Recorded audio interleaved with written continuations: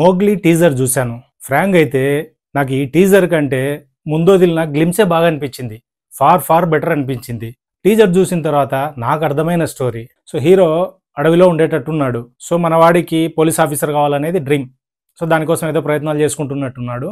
ఈ టైంలో హీరోయిన్ తన కాలేజ్ ట్రిప్ వల్లనో లేకపోతే పర్సనల్ ట్రిప్ కానీ ఇక్కడికి ఈ ఫారెస్ట్కి వచ్చేటట్టున్నారు. సో యాజ్ ఏ గైడ్ గానో లేకపోతే ఫారెస్ట్ గురించి తెలిసిన వాడిగానో హీరో వీళ్ళకి హెల్ప్ చేసేటట్టున్నాడు. సో ఈ క్రమంలో వీళ్ళిద్దరి మధ్యన లవ్ పుట్టేటట్టు ఉంది. సో ఈ విషయం వల్ల పెద్దోళ్ళకి తెలిసి ఫస్ట్ ఒక 20 మందిని పంపించేటట్టున్నారు, ఎవరిని గూన్స్ను. సో వీడు మన వాడికి బేసికల్ గానే ఆ ఫారెస్ట్ లో గ్రిప్ ఉంది కాబట్టి వీళ్ళని ముప్పు తిప్పలు పెట్టినట్టున్నాడు. సో ఈ విషయం నేను చెప్పలేదు, ముందు గ్లిమ్స్ లో నాని వాయిస్ ఓవర్తో చెప్పినాడు. సో ఈ ఐడియా వర్కౌట్ కాలేదని next kidnap case or intentional గానే బండి సరోజ్ను ఇక్కడికి పంపించేటట్టున్నారు. పోలీస్ ఆఫీసర్ కావాలనుకున్న మనవాడికి పై పోలీస్ ఆఫీసర్ మీదనే తిరగబడాల్సి రావడం, ఇదే మెయిన్ కాన్ఫ్లిక్ట్ ఉన్నట్టుంది. సో బండి సరోజుకు కూడా అమ్మాయి మీద క్రష్ ఉన్నట్లుంది. అది ఇప్పుడు కలిగిందా లేకపోతే ముందు నుంచి ఉందా అనేది తెలియదు. ఎందుకంటే ముందు గ్లిమ్స్ లో అమ్మాయి ఫోటోకు కిస్ చేస్తాడు. సో ఈ అమ్మాయిని ఇక్కడ నుంచి తీసుకెళ్లడము, మనవాడు అమ్మాయిని కాపాడుకోవడము. సో వీళ్ళిద్దరి మధ్యన టసిల్ ఇదే ఉన్నట్టుంది. ఫైనల్ గా వీళ్ళ లవ్ గెలిచిందా లేదా అన్నదే స్టోరీ ఉన్నట్టుంది. హీరో వచ్చేసి రాముడు, హీరోయిన్ వచ్చేసి సీత,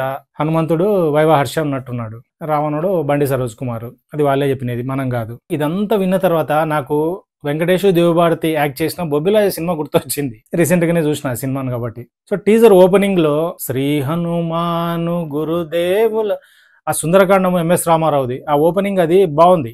అంటే కొంచెం ప్లజెంట్ గా అయితే స్టార్ట్ అయింది. నెక్స్ట్ హర్షది ఒక డైలాగ్ ఉంది, భలే ఉన్నారబ్బా చక్కగా దృఢంగా అని.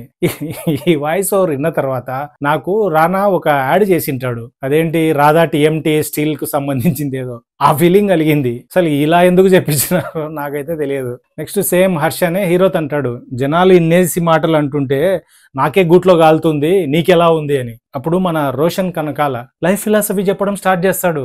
బ్రో అప్పుడే ఈ ఫిలాసఫీ ప్రీచింగ్స్ ఇవన్నీ ఎందుకు, ఇంకా టైం ఉంది, నిదానంగా మాట్లాడుకున్నాం, నిదానంగా చెప్దాం వీటి గురించి. ఇక్కడ ఒక్కటే చోట కాదు, లాస్ట్ లో కూడా చెప్తాడు. లాస్ట్ లో అంటే ఓకే ఫైన్, ఆ డైలాగు బాగుంది, అది ఫిలాసఫీ లాగా కాకుండా ఏదో ఎమోషనల్ గా అనిపించింది, దట్ ఈస్ ఫైన్. ఇక టెక్నికల్ విషయాలకు వస్తే విజువల్స్ బాగున్నాయి, మ్యూజిక్ మన బండి సరోజు అక్కడ ఎంట్రీ ఇచ్చేటప్పుడు అక్కడైతే అదిరిపోయింది, బాగుంది. ఓవరాల్ గా టీజర్ అయితే నాకు అంత ఇంప్రెసివ్ గా ఏం అనిపించలేదు.